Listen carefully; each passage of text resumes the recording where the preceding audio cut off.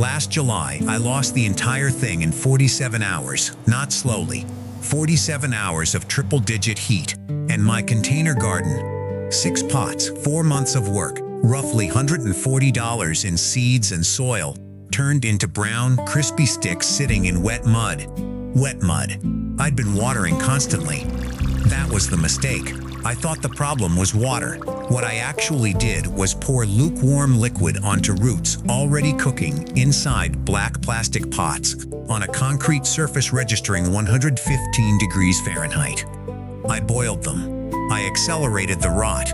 Then I spent another $60 on a bottle of liquid root stimulant. I poured it on. Nothing happened. Here is what nobody told me. A plant in a heat wave does not die from lack of water. It dies from cellular paralysis. When soil in a container hits 104 degrees Fahrenheit, the root tips cook and shut down. Simultaneously, the plant floods its system with a stress hormone called abscisic acid, ABA. Every biological process stops. And here is why that $60 bottle did nothing. A plant in ABA lockdown cannot absorb complex synthetic chemicals. The door is closed. You are pouring expensive liquid onto a locked door. Throwing money at synthetic root stimulants during an active heat crisis is not just useless. It makes the situation worse by adding salt stress to an already paralyzed root system. I do not care what the label says. Today we synthesize 3 fluids from kitchen waste: eggshells, banana peels, spent coffee grounds, and 1 aspirin tablet that target 3 completely different biological failure points at the molecular level.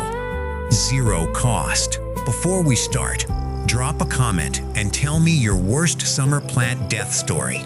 Mine was 6 pots and a bottle of root stimulant I still feel embarrassed about. One warning: one of these 3 fluids has a dosage paradox. Get the concentration wrong and it burns the plant from the inside and causes total leaf drop within 48 hours. We will get to the exact safe number. Also, the sequence you deploy these 3 fluids matters. Wrong order wastes the entire effort. I will give you the exact sequence at the end. Let's build the first fluid. Every summer, I watch people make the same mistake with eggshells. They crush them. They sprinkle the powder directly into the pot. They did nothing. Raw eggshells are calcium carbonate, chemically insoluble in water. Since a plant can only absorb nutrients dissolved in the soil solution, that powder is as useful as a handful of gravel. It takes months of microbial degradation before a single usable calcium ion is released. I looked this up because I didn't believe it myself. Boiling eggshells in water releases approximately 0.2% of the total calcium content. On a shell containing 2,000 milligrams of calcium, you are extracting about 4 milligrams. That is not a fertilizer. That is a rounding error. So we need an immediate chemical transformation. Roast 5 clean eggshells in a dry pan for 5 minutes until slightly tan and smoky. This sterilizes the shells and cracks the crystalline structure, making it dramatically more reactive to acid. Cool completely. Crush and place in a glass jar, never sealed. Pour 200 milliliters of standard white vinegar over them. Watch what happens. The solution foams and bubbles violently. That violence is the chemistry working. Acetic acid attacks the carbonate matrix and destroys it. The carbon dioxide is escaping. The calcium is being liberated. Calcium carbonate plus 2 molecules of acetic acid yields calcium acetate plus water plus CO2. The calcium acetate stays behind in the liquid. 100% water soluble, completely bioavailable. Never seal the jar. The CO2 generation is significant enough to shatter glass. Cover with a paper towel secured by a rubber band. Leave 48 hours until bubbling stops completely. Dilute exactly 1 tablespoon of concentrate into 4 liters of water and drench the soil. The calcium enters the xylem and travels upward to the leaf tissues, where it encounters the pectin chains.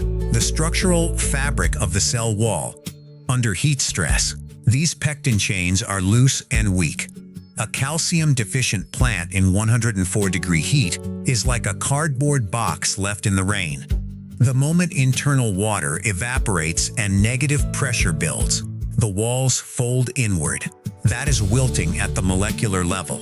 When calcium ions flood the space between cells, they insert themselves between adjacent pectin chains and bind them together in a specific geometric pattern called the egg box model. The calcium sits locked inside the folds of the pectin like eggs in a carton. The resulting molecule, calcium pectate, is biological cement. The leaf blades physically thicken. They become leather-like. When the midday sun generates intense negative pressure trying to pull water out, these reinforced walls refuse to collapse. The plant stays upright. No wilting. The instinct when you see wilting is to grab the watering can. But wilting is not always a water problem. It is often a structural problem. You cannot fix a structural failure by adding more water. You fix it by rebuilding the wall. Loplape this drench once every 14 days throughout summer. We have built the wall. But even the strongest walls cannot stop water from bleeding out if the plant's stomatal pores stay open during peak heat. Those microscopic pores are supposed to snap shut during heat stress. In a potassium-starved container plant, they cannot. They lock open. The water pours out regardless of how thick the walls are. That is what Fluid 2 fixes. Most gardening content talks about potassium as a nutrient. NPK, nitrogen, phosphorus, potassium. Food. That framing is misleading. During a heat wave, potassium is not food. Potassium is hydraulic fluid. The stomatal pores on every leaf are controlled by pairs of guard cells that open and close by inflating and deflating, exactly like a hydraulic valve. The primary driver of that inflation and deflation is potassium ions moving in and out of the cell. When guard cells need to close the pore, they pump potassium out. Water follows by osmosis. The cells deflate. The pore snaps shut. No potassium, no closure. The valve locks open. In a containerized plant during peak summer, heat stress triggers specific biochemical cascades that force the stomatal machinery into continuous opening. If the plant simultaneously lacks adequate potassium, the guard cells cannot generate the rapid efflux needed to force closure. The pores stay open in dry 40-degree air. Internal water bleeds out faster than any root system can replace it. So we reload that hydraulic system. Dice 2 fresh banana peels into small pieces. Add 2 tablespoons of spent coffee grounds. Submerge both in 2 liters of water. Insert an aquarium air pump bubbler and run it continuously for 48 hours. A lot of content online shows people making banana peel water by simply soaking peels in a jar for a few days. I think that practice is genuinely dangerous for container plants. When you submerge raw organic matter in still water, bacteria begin metabolizing immediately and consume dissolved oxygen at an extraordinary rate. Without forced aeration, the solution goes anaerobic within hours. Anaerobic decomposition produces hydrogen sulfide and butyric acid, intensely phytotoxic compounds that burn root hairs and create the exact conditions Pythium and Fusarium root rot require to explode. There is a second risk if you grow edibles. Anaerobic conditions in a nutrient-rich organic slurry preferentially support E. coli and Salmonella proliferation. The bubbler is not an upgrade. It is the difference between a medicine and a poison. After 48 hours, strain the solids. Dilute the dark liquid at 1 to 2 with clean water before application. Never undiluted. Analytical testing of undiluted banana peel extracts has measured total dissolved solids reaching 1,520 parts per million. At that concentration, osmotic pressure exceeds the plant's root cells. Water flows out of the roots into the soil. Instead of feeding the plant, You are desiccating it from the outside in. Apply as a soil drench once every 7 days. Every 7 days, not more, not less. Potassium is highly mobile in soil and flushes downward with every watering. During summer, when you water heavily to combat evaporation, you simultaneously flush your potassium reserves out of the root zone. The 7-day drench is a rolling reload. The coffee grounds release humic acids during the 48-hour aeration. Humic acids bind to the potassium ions and anchor them in the upper soil profile against the flushing action of irrigation, keeping the hydraulic fuel adjacent to the root hairs where it is needed. A pepper grower I follow, growing entirely on a 4th-floor concrete balcony in a subtropical city, documented her plants surviving a 5-day stretch of 38-degree highs without a single instance of midday wilt after starting the weekly potassium tea protocol. Before that protocol, the same variety wilted to leaf drop every afternoon by 2 p.m. Same soil, same pot, same watering schedule. Single variable, the weekly potassium reload. We have the walls fortified. We have the hydraulic gates loaded. But there is still a 24-hour window before a predicted heat wave where you can do something far more powerful. Something that operates not at the structural level, not at the hydraulic level, but at the genetic level. You can reprogram the plant's DNA response to heat before the heat arrives. One standard uncoated 325 milligram aspirin tablet. Crush it into fine powder. Dissolve in 200 milliliters of warm water at exactly 40 degrees Celsius. Exactly 40 degrees. Aspirin, acetylsalicylic acid, contains an ester bond that hydrolyzes extremely slowly at room temperature. The half-life in cold water is approximately 40 days. At 40 degrees Celsius, the hydrolysis rate increases by more than 5-fold. The warm water cleaves the ester bond and isolates pure salicylic acid into the solution. A successfully hydrolyzed solution develops a faint vinegar smell. That is the acetic acid byproduct, confirming the reaction completed. Pour the 200 milliliter concentrate into 4 liters of clean water. Final concentration, approximately 0.43 millimolar salicylic acid. Research across tomatoes, wheat, and beans consistently identifies the optimal biostimulant window between 0.1 and 1.5 millimolar. 0.43 millimolar sits precisely in the center, potent enough to trigger the full systemic response, safely below the threshold, where the chemistry flips toxic. Miss the entire plant canopy early in the morning, exactly 24 hours before a predicted heat wave. Here is what you have just done to the plant's biology. A plant only produces significant salicylic acid when already under severe attack. Fatal drought, pathogen invasion, critical injury. SA is the plant's systemic war alarm. When SA levels spike, the entire organism shifts into systemic acquired resistance. By misting on a calm, comfortable morning, you are flooding the plant's sensory system with its own emergency signal. The plant cannot distinguish exogenous SA from endogenous SA.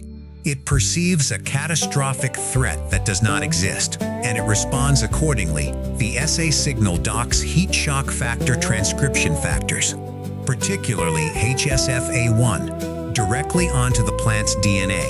The genetic machinery enters suspended readiness. Protective proteins are not synthesized yet. That would be wasteful on a cool morning. The machinery is loaded. The trigger is set. Then the real heat arrives.